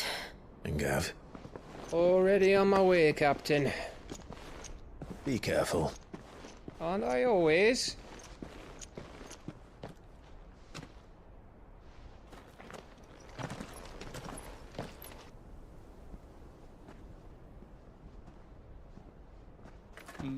Do you see that, Sid? Your protege's making a proper little outlaw of himself.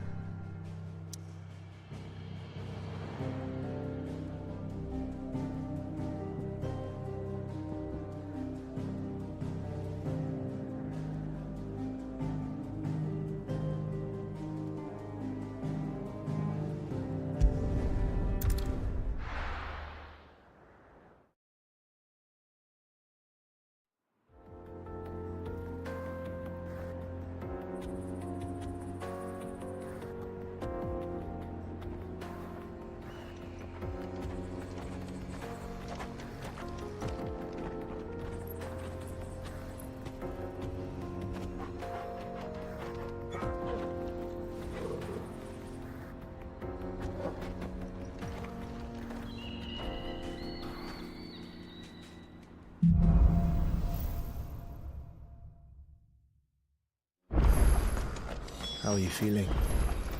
Better. Thanks to Talia. I'm glad to hear it. And Torgal helped too. The new boy. Fly, Ambrosia!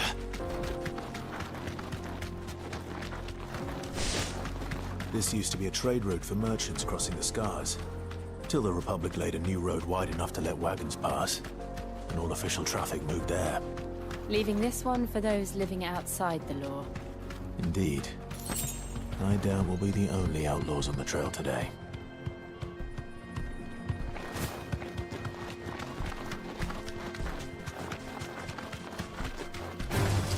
All right.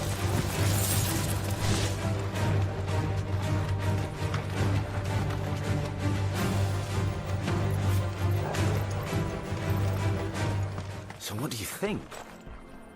Really? It's as bad as that? Oh, aye. There's trouble up ahead. And too much of it for us to handle. I take it there's danger on the road. Oh, what about this fearsome-looking fellow? You think he'd be equal to the task? Oh, no doubt. Assuming he's willing to hear us out. Well met, friend. My brother and I have been tasked with finding a merchant's missing cart. You seen it by any chance? How does a merchant misplace his cart? Oh, the man's a coward. When he thought goblins might come a-snarling, he ran, leaving his livelihood abandoned in the pass. He sent the two of us to fetch it, but it's gone. Now, I'm not much of a thinker, but I know the work of thieves when I see it. My brother's right on all accounts. And by my estimation, the bastards are lying in wait just down the road. We may have seen our share of action, true, but we've not got the skill in arms to boldly brave an ambush. You, however, have the look of a man who needn't fear a band of backwater ruffians. What do you say? Will you help us out? Chances are they'll come for you either way. But if you promise to lend us a hand, at least you'll pocket a reward for your troubles. Well, if I'm going to have to deal with them anyway. You've clearly got a fine head on those broad shoulders. We're lucky you came along. Now, hoping to make a heavy purse in Boklad, our merchant friend loaded his cart with as much as it would carry. Reckon he won't be forking over the rest of our fee if we don't find those goods. So, while you're seeing to those bandits, you keep your eyes open. All right. Just don't expect me to drag the cart out of there myself. No. You can leave the cart to us. You just put an end to those bandits and point us in the right direction. You do that, we'll take care of the rest.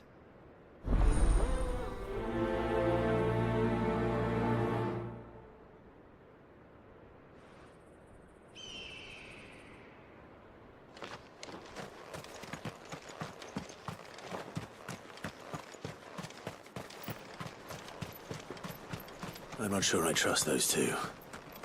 But if there are bandits lying in wait, I should probably take care of them. Look lively, you lot. We've got guests. These must be our bandits. Oh, nice try.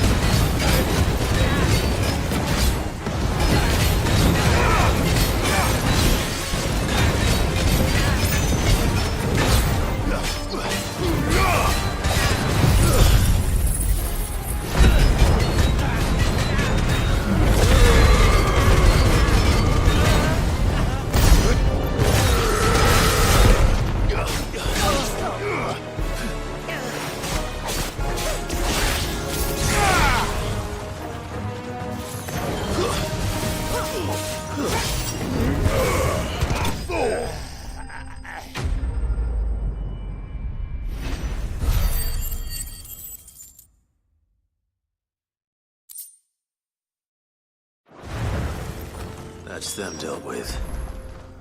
Now, where's the cart?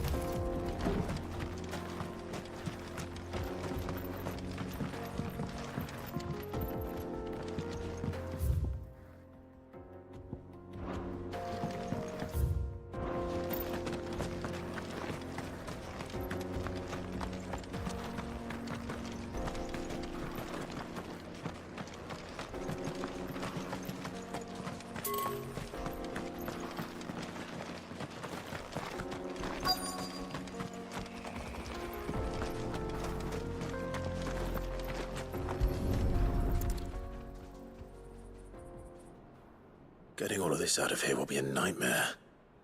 Seems we've found ourselves the right man for the job, wouldn't you say? Found the cart and didn't leave a single bastard breathing. Our merchant friend will be delighted.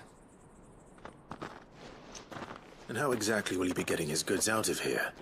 You leave that to us. After all, it'd be wrong to make such a fine warrior haul cabbages to market. You've done your part. And that's all you need to worry about. Here.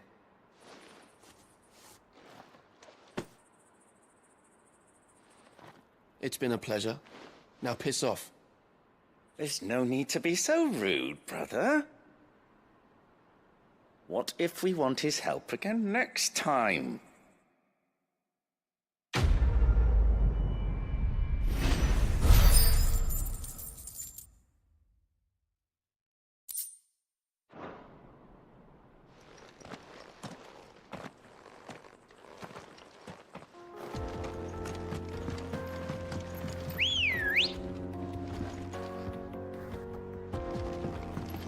Come on. Yeah!